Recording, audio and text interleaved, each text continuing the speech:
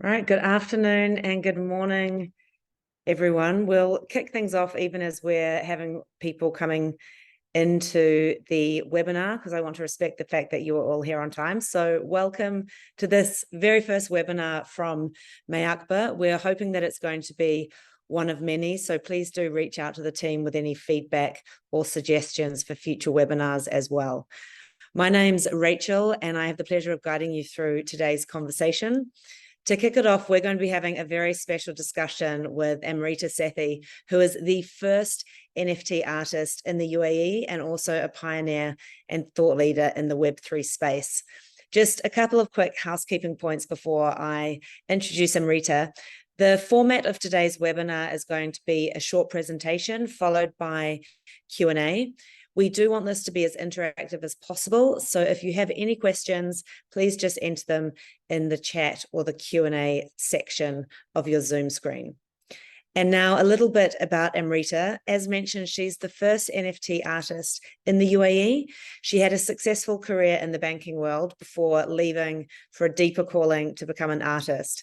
She's now a phygital artist who works with physical artwork, NFTs, and fashion, adding augmented virtual reality and artificial intelligence in both real life and also in the metaverse. She created one of the world's largest augmented reality murals, as well as multiple public art murals and sculptures with NFTs, along with a mindful meditation metaverse experience called VR, called the Crystal Bites. And over the next 30 minutes, we're going to be looking at her inspirations and vision for the future of art and technology. And bearing in mind that bio, I truncated by about 75%. So she's really an amazing, experienced and talented artist. And with that, Amrita, thank you so much for joining us and handing over to you. Well, thank you so much, Rachel, and thank you so much for condensing it in such a beautiful way. And obviously, everyone's going to hear a little bit about me. And I would say just really, as always from an artist perspective as well. So I'll be looking at from an artist perspective, but obviously now having been in this space for a long time, very much as well from a thought leadership in terms of where we are today as well. And I think where we need to, where we're going to be going. We don't need to do anything, but I think the power of this Web3 movement is what's going to fundamentally change the world where we are today. So I'm just going to share my screen. So just bear with me on this. Can everybody see my screen? Yep. Yeah, perfect. Great. So, so the title here is What's Trending in Web3. Very topical, I think, from what we're discussing. And yes, absolutely, Rachel, as you kind of nicely said, this is a little bit about myself. One of the things that which hit a lot of curiosity, I would say, at the beginning was the fact that I went from being a banker to an artist. And then I created my own art genre, which I called sound bites. First, I called voice note art, and now they're called sound bites. And then from there, it kind of just, snowballed on itself once people start to understand what NFTs were. And that's when, the work that was created by Beeple for $69 million, that's when everybody kind of stood up and said, okay, who is this and what have you been doing? But for a long time beforehand, when NFTs weren't a word, I would say to the mass community, everybody who knew me thought I'd lost the plot because I went from being, a banker to an artist, which was already a little bit crazy. In fact, a lot crazy, right? And then talking about these things which are NFTs, and I used to just call them digital art because I never thought that the word NFT would actually, kick off. And I'm going to talk you through a little bit of my collections, but actually the best way sometimes is to let somebody else do the introductions. So I'm going to take you to a video. This was actually created really at the beginning. And as I said, when my artwork was first initially called voice note art, but it's a good introduction to who I am as an artist. NFTs are one of the buzziest topics of today. Yet one artist in Dubai was on the trend long before digital artwork was ever this fashionable. Kim Kalaita has more part of our Think Big series.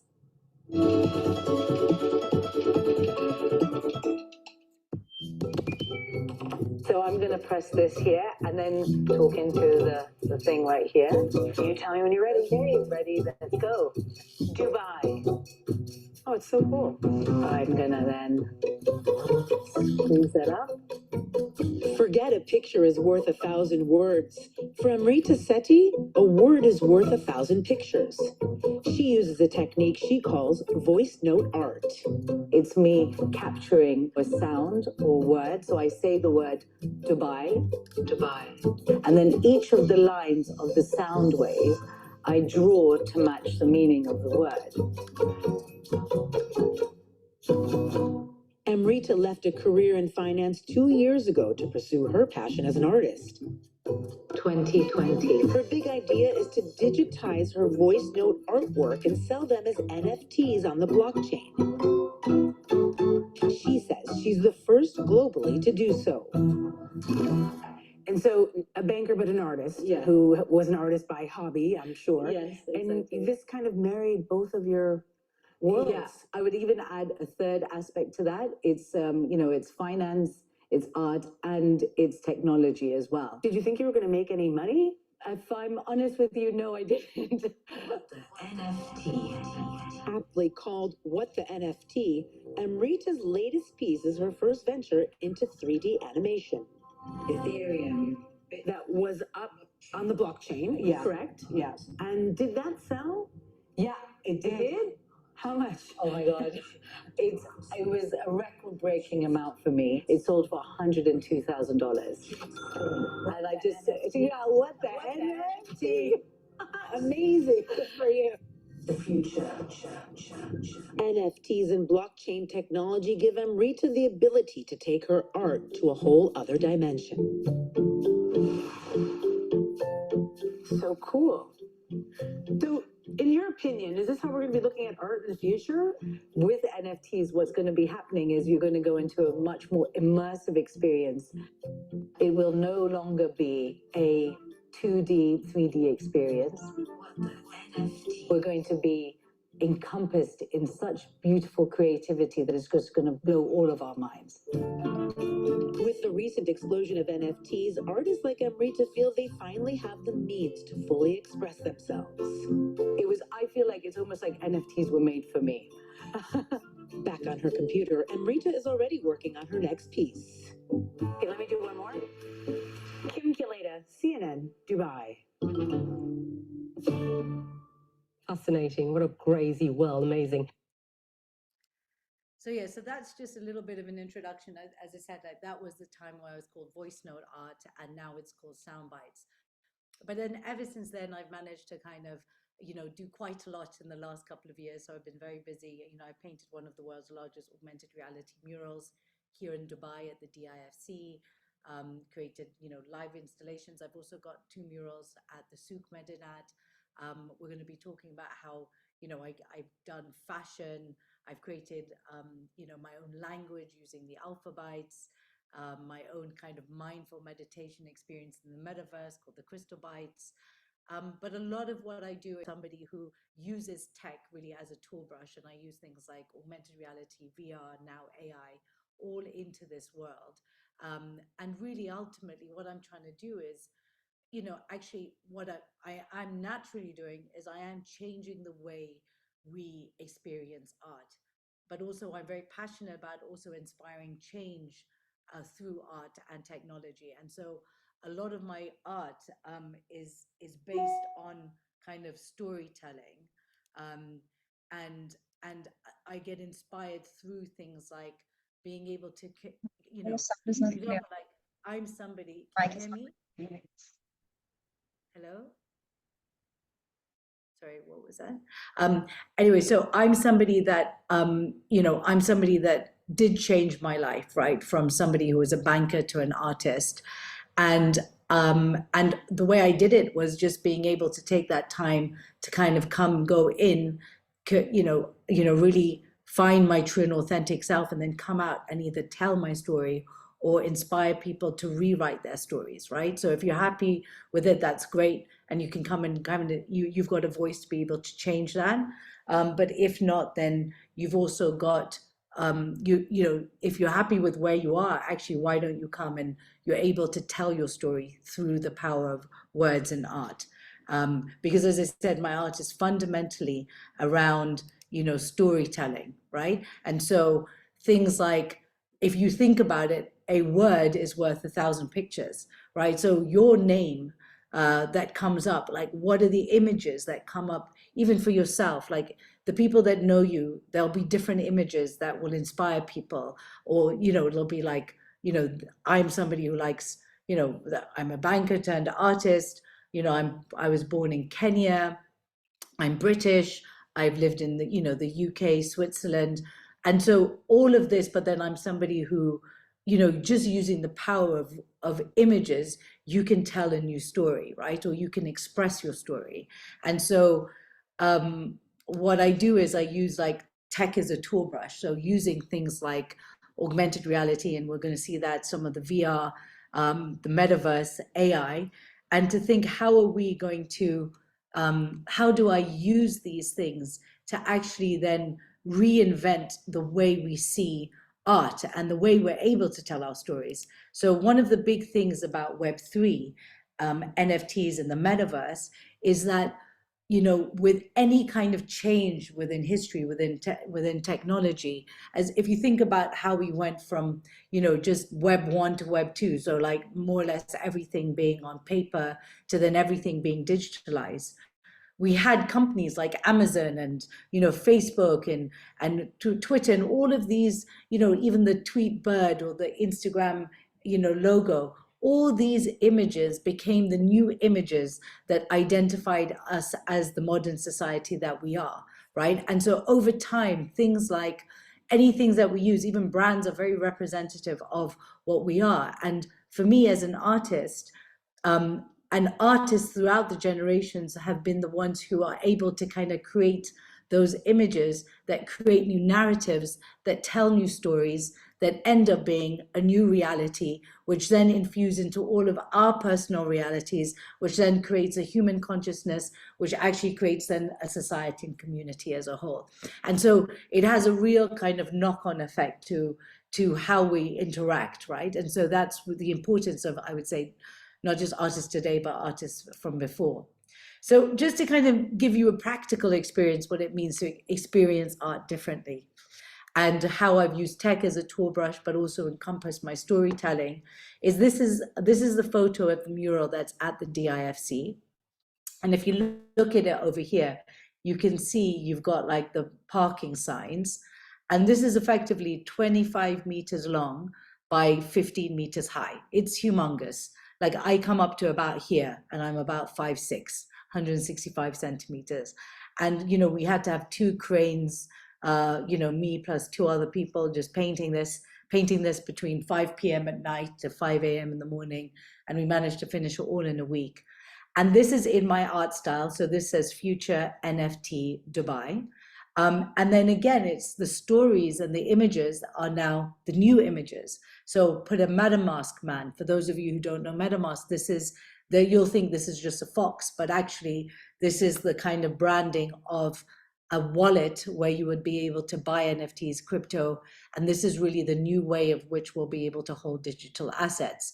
Obviously the VR headset is there, you know, you've got the Bitcoin, but I wanted to infuse it with like local vibe of obviously infusing it with Bitcoin, a buyer or a crypto shake, a Dogecoin, having NFTs.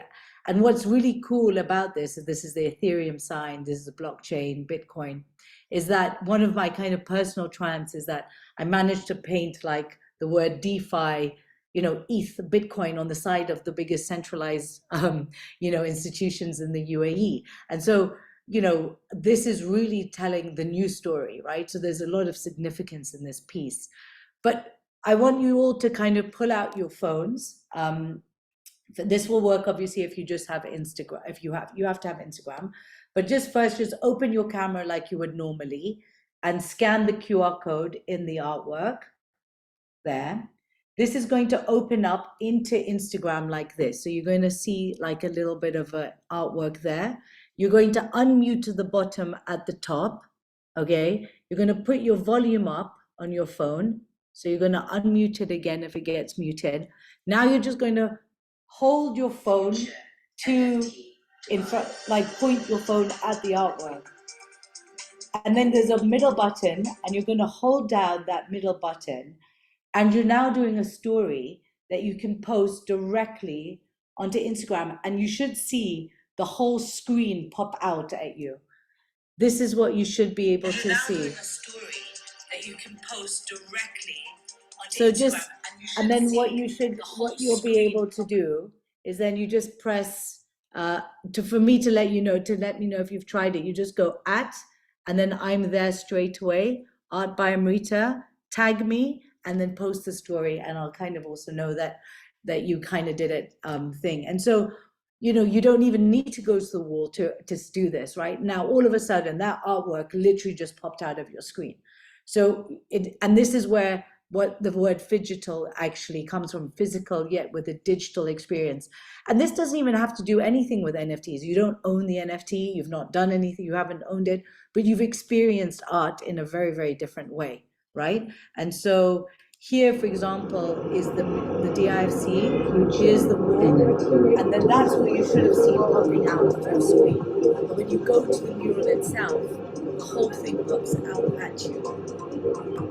And again, this is not even necessarily an NFT, this is just an experience, and just one example of how we're going to be experiencing things differently in the future.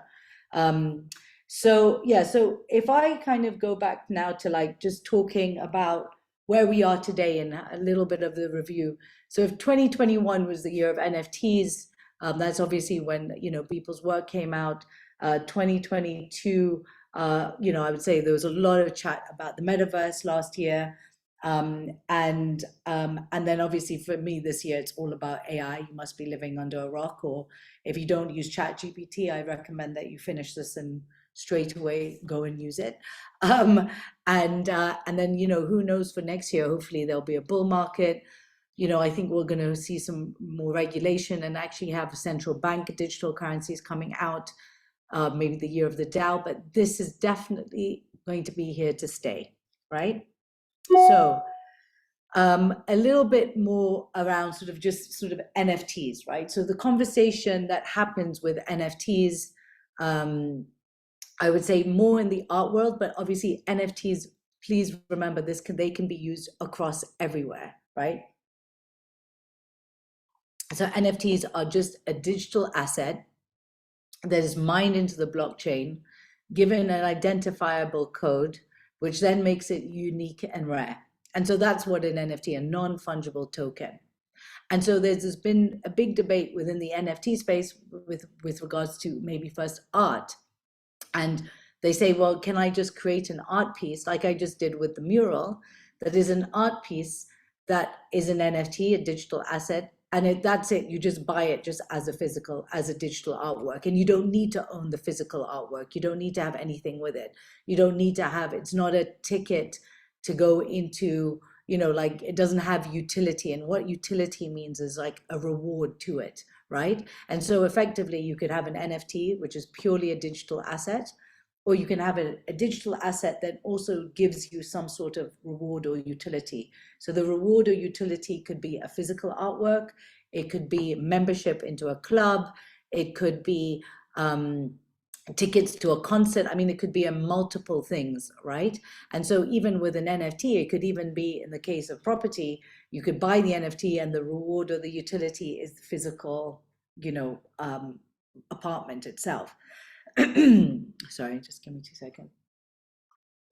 And so this is where the question is, as an artist, I mean, it's a bit of a bigger debate, but the question is that, for me, I feel that while we're transitioning from the Web 2 to Web 3 space, a lot of people are still struggling to get their head around, if I want to, okay, fine, I want to have the NFT, but I still need to own the physical artwork. And so I create phygital artwork. So for example, you'll be able to buy the physical artwork as well as obviously get the NFT. And this will also have like augmented reality on it, or you can also witness it in your wallet.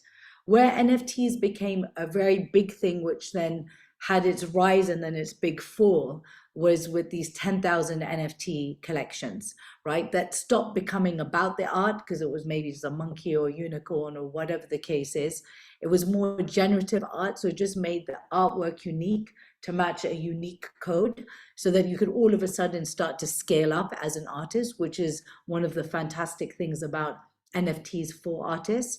But then what the problem became was that then these started to be these started then to be created as more, I would say, what ended up happening is that they started to become like unregulated stocks. And so then people started to trade them. And then that's when, there were these pumps and then dumps. It was unregulated, it still is, but a lot of people got hurt in that process.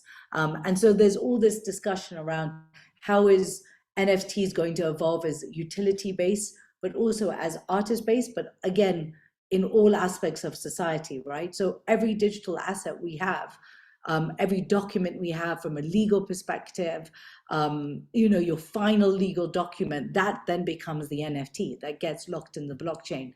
You never have to wonder ever again, which is that final document, for example, all our birth certificates. So this is the discussion around how NFTs are going to be used and how people are going to adopt them is something that is always still a work in progress, just like everything else in this space.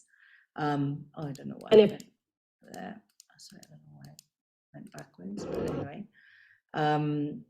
And then here's what the NFT. So this was, I'm just going to play a video for, that piece that you saw in my, in the video in CNN. And it talks about how really what NFTs did was create a whole new paradigm shift in the way we interact with, everything from art and beyond. What the NFT.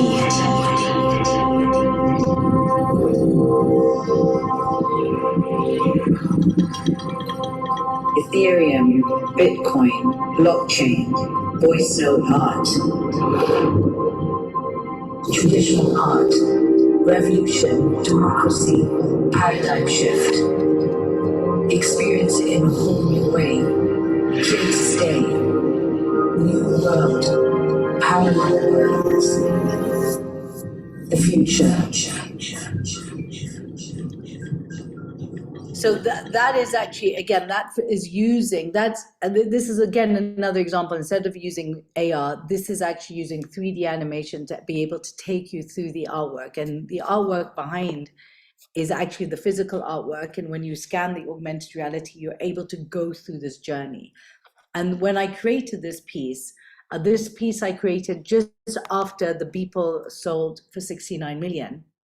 And I wanted to serve it as a history or memento piece for those who had been in the industry for a while, who understood what CryptoPunks were, CryptoKitties, Rare Pepes, like some of the, kind of, some of the OGs in this space, but also as a learning tool, right? So, like even this, I mean, I could do a whole presentation just even on this artwork in itself, like the significance of, how it started off as Rare Pepes, the importance of it being tied into a blockchain.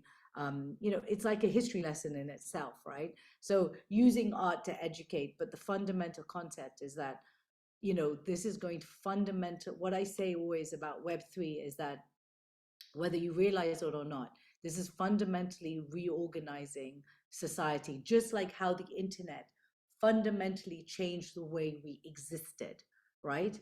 Web3 will fundamentally change the way everything is organized, to every industry. And if you think, oh, I don't understand how it, connects to my industry, just think about back in the days when website or the internet came out, and it was like, well, I'm a speaker, or I'm a this, or I sell luxury, like skins or creams. How does that going to affect me? Everything, every single way, in any way. And if you need help understanding how your business can do it, and just let me know, DM me and I can explain it. But each one will have its own creative way in which we're going to be using Web3. a very hot topic at the moment here is AI. So this is another piece that I've created using AI. And so one of the best things about what I love with AI, especially with my work, is this power of words, right? And so literally, for me, my art is based on a word is worth 1,000 images. With AI, you put in a word and it gives you thousands of images. And so what I do is I put in prompts, and then depending on those prompts, it produces different images. And then I put it in my sound wave concept here, the prompts there. And it's actually written in English, but you have to just tilt your head and read in a different way. But this is also how, obviously it's going to be AI art. Anyone now can become an AI artist if they wanted to, but really just always keeping it true to who I am as an artist and actually developing it from there.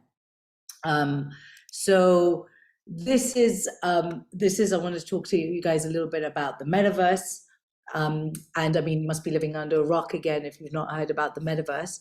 But the best way that I'm going to explain the metaverse is, firstly, just you don't need a VR headset, number one. The metaverse is literally just the next level of the internet. And so like now, as you can see, I'm on a flat screen and I'm scrolling up and down, right? That's how we currently use the internet, right? So now imagine what we're going to do now is instead of, and you can see I'm an arrow, right? Here, moving up and down. But all the metaverse is, which is the next, like a 3D world of the internet, is I'm no longer an arrow, but I'm actually this person right here. That's my avatar. And when I walk around, I don't walk up and down, I move in. So I'll use keys and I'll be using my thumbs or keys on the keyboard to actually be walking around this world, like a video game in a way. But all it is that it's just a more interactive 3D model of the current internet. So it just means that when we go shopping, instead of us clicking on images, we're actually being able to walk around the store. Or if we go to our favorite restaurant, or we go to a restaurant and I want to see which table I want to sit at, I can walk around the metaverse of that restaurant and choose and say, I want to actually sit here and I want to sit on this table. And they can even show you, the metaverse can actually show the sun aspect, for example, within it. So again, it's just endless, right? The possibilities are endless. Here, just to move to the next one, is that I'm going to be talking about how, on this, I was just a little bit of a quick story.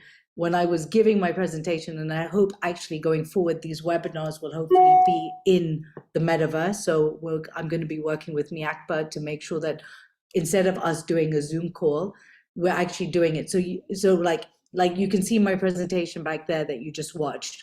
Instead of you guys sitting just there, that we'll all be able to jump into the metaverse and you'll be able to walk around, listen to me while I'm talking, but actually presenting in a totally different scape, right? And so, but the most important thing also is, what do you wear? And so it's a funny situation that I had, is that I actually started off here as I was wearing a bomber jacket before, but then because I was talking at World Economic Forum, but obviously it's not me, it's my avatar. But then obviously, I didn't have time to get some new outfits for my avatar, but I was actually talking with my avatar in this bomber jacket, and I was feeling warm watching my avatar talk in a bomber jacket.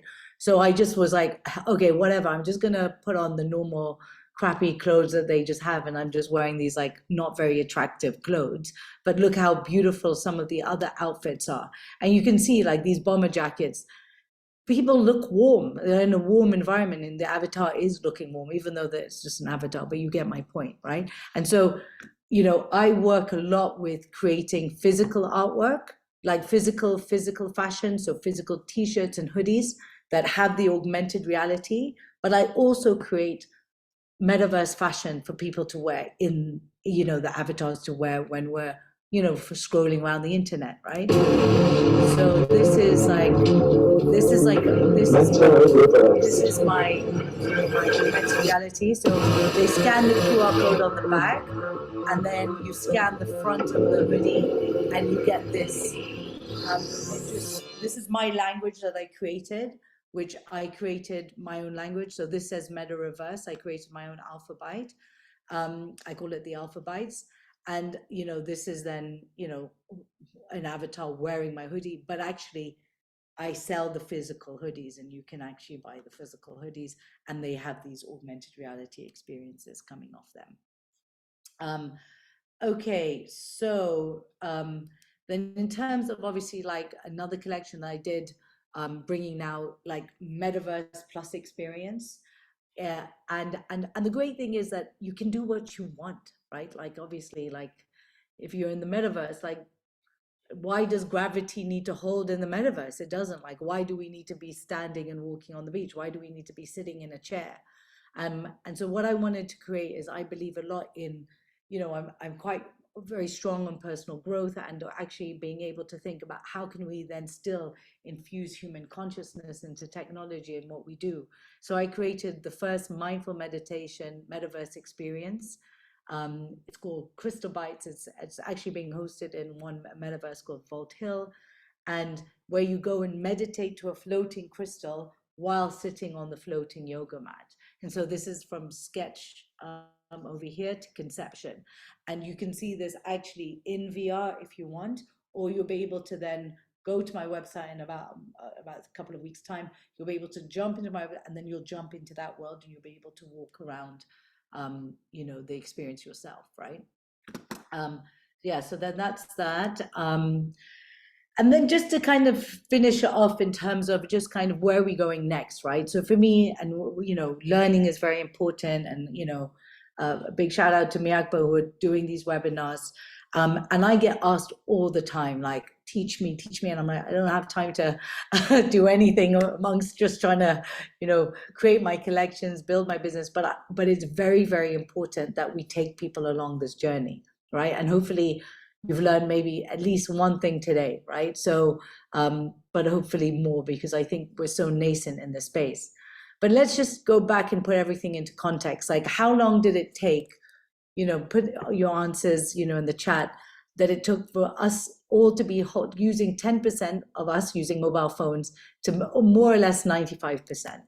So, like, I don't know, Rachel, if you want to give it a guess, how many years you think it took from, mobile phones going from that to this?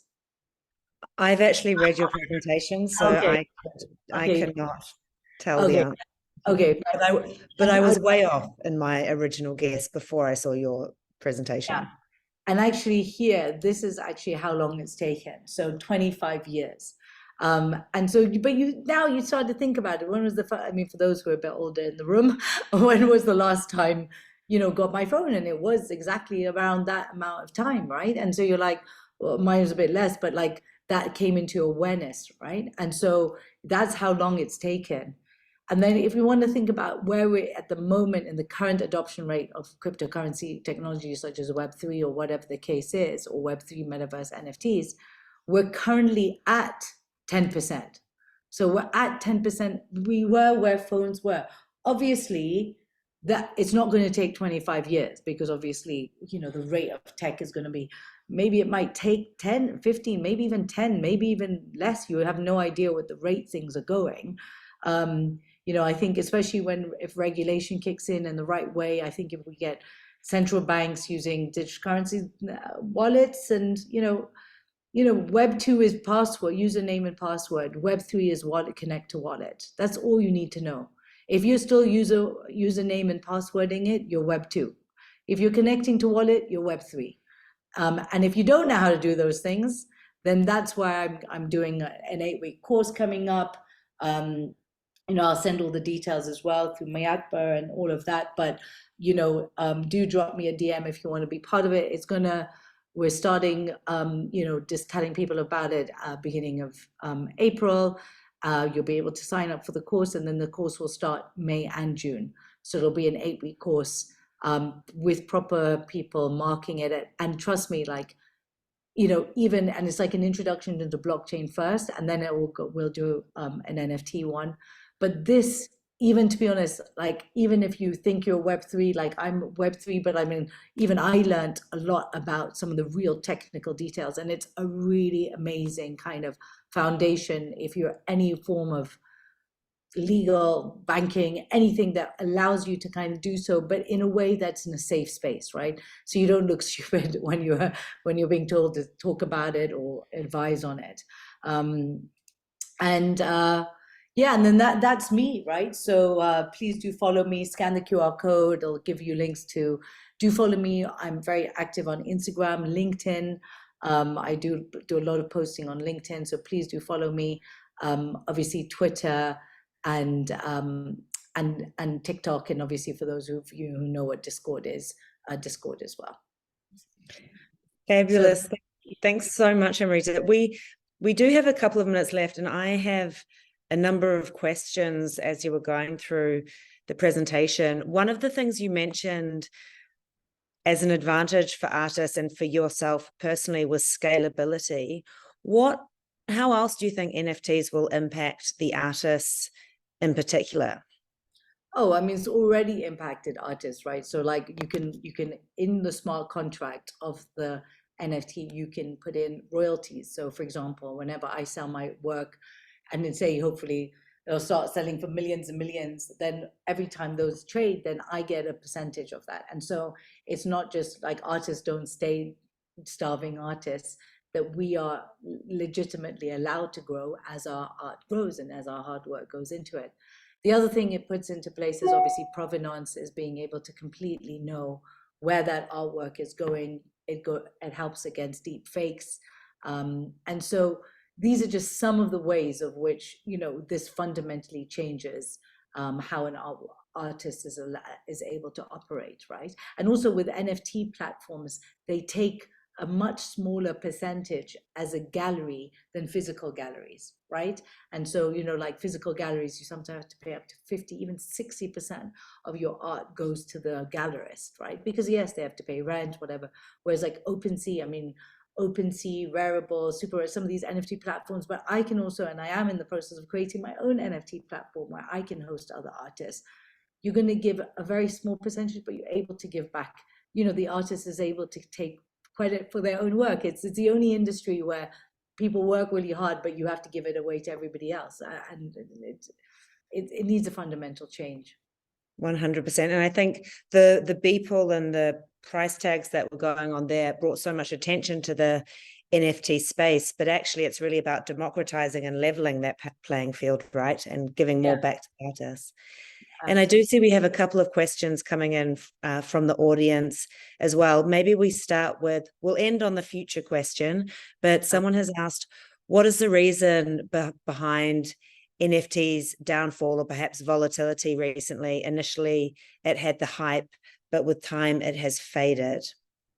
Yeah, so I think on that one is effectively, remember, I was in this space before this 10,000 NFT thing blew up, right? And so one of the things is that as we said, one of the advantages is that as an NFT artist, you can then create generative artworks that are individually unique, but so they can still have their own value. And so what ended up happening is that was great. People were buying 10,000 NFTs. They were doing these big NFT collections. But then all of a sudden, because you're able to trade an NFT fast, because you can just buy and sell it on the, you know, it's seconds, like milliseconds, you know, through the blockchain, they started to become like almost like trading stocks. And so what happened is that people would, and if you know anything about the banking world, is that if things are unregulated, you can literally just hype and pump up a project, and then the bag holder, the ones who bought it at the highest, when the people who've taken theirs from $1 to like $100, these guys will just sell, and then boom, the person at the top, you know, gets, you know, they bought $100, now it's at $1. I mean, I hate to say it, like, you know, like, I mean, well, yeah, it's a bit too fresh, but you know, there's other cases where we've just seen, you know, Credit Suisses, but that's a different story. But you go from being at this price to this price, right? But it would just go up very quickly and then go down. And people were just doing this literally just to make money, and they were called rug pulls. And so the problem is that where there's money, there's honey, there's bees, and a lot of people were just, who didn't know anything about the NFT space, they were just being pulled in and saying, I can make money. And all of it started to hit like the mass or the people who were close to it. They then got hurt. And then now everybody is just like, I don't want to touch NFTs. It's not, we don't understand it. And you know, but not all NFTs are that. And that's where it's given a bit of a bad name to the concept of it, if that answers your question. Yeah, 100%. And I guess it's, you know, we saw this with FTX as well, that the downfall or the fraud of that scared a lot of people off crypto, but it wasn't the blockchain itself that was the issue. It was bad actors. And I mean, you look in the 1980s as well with penny stocks, it's the same thing, but you know, there just needs some sort of regulation. Yeah, I agree. And I think the UAE is doing a great job there. A couple more, a number of questions coming in. So thanks so much to everyone who's submitting questions. You did touch upon the metaverse as well, Amrita, and mentioning that perhaps our next webinar can be in the metaverse. Someone has asked, will you be doing art classes in the metaverse? And the person commented, yeah, I mean, totally, you can totally do art classes. I mean, I like, for example, like actually I've done, when during lockdown, I did quite a lot of online workshops and stuff.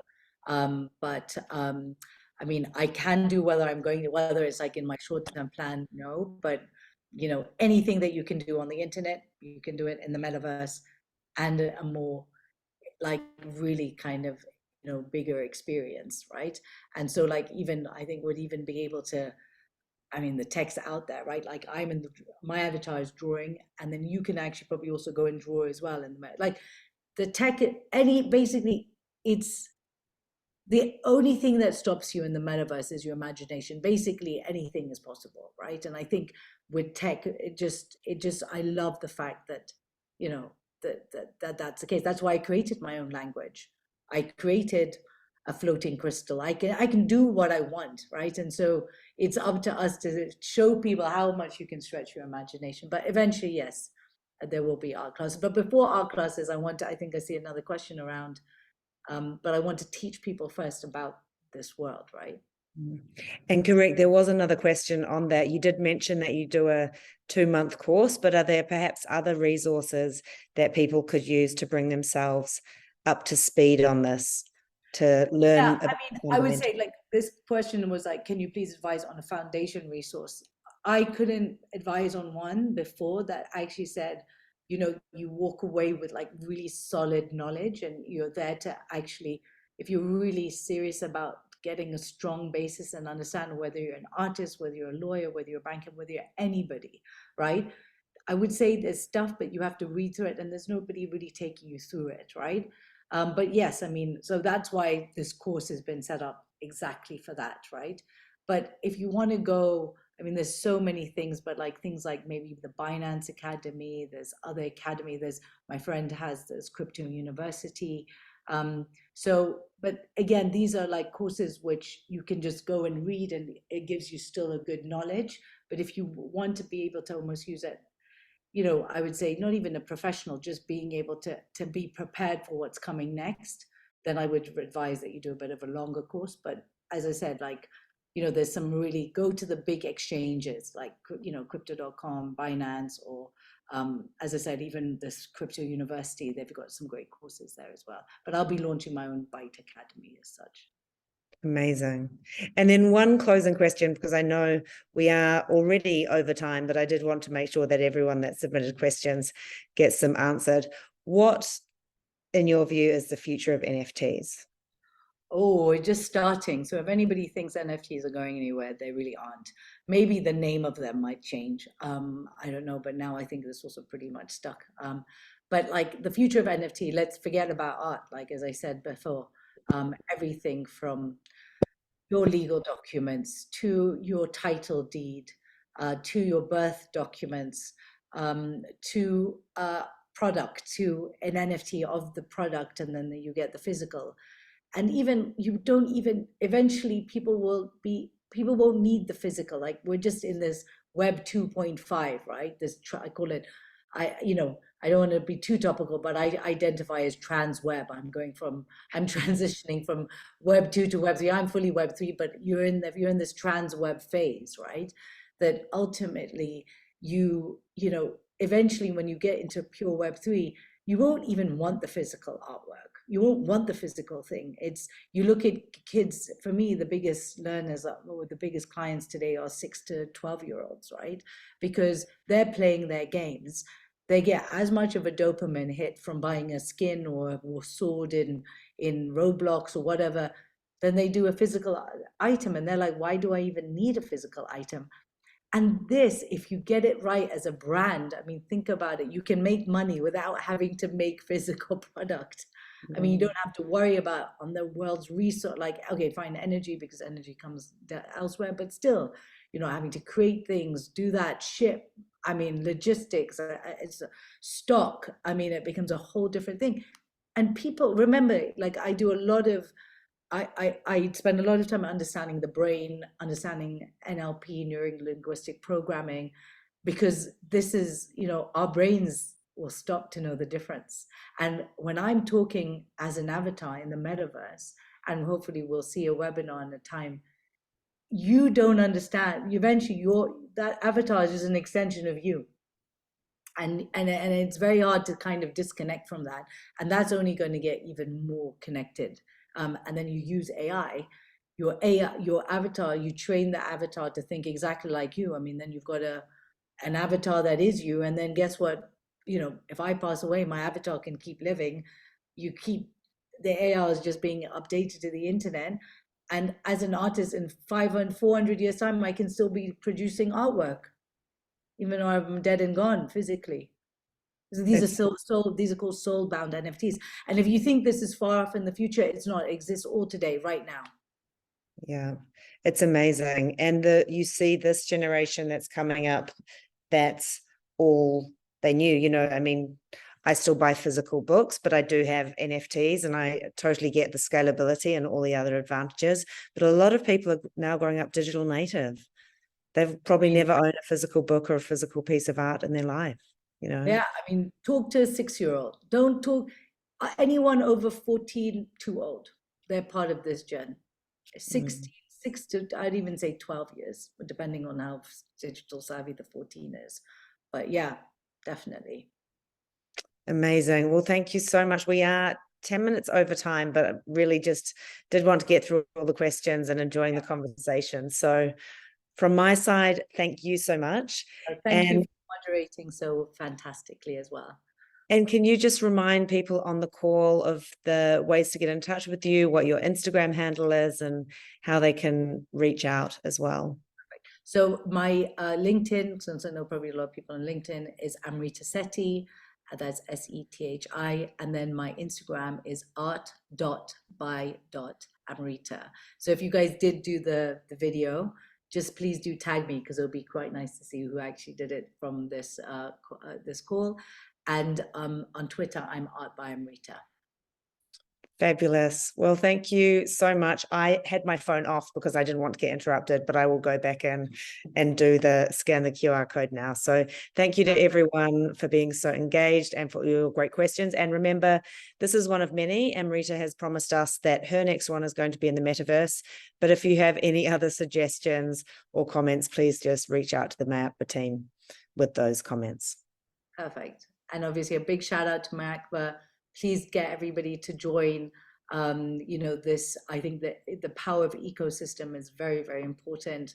You know, there's so much value in terms of just looking who sits on the board, right? Everything from Binance to crypto.com to Rain, to Bit Oasis. So there's so much knowledge that I think it's worth, you know, having access to that, right? So definitely a big shout out to them.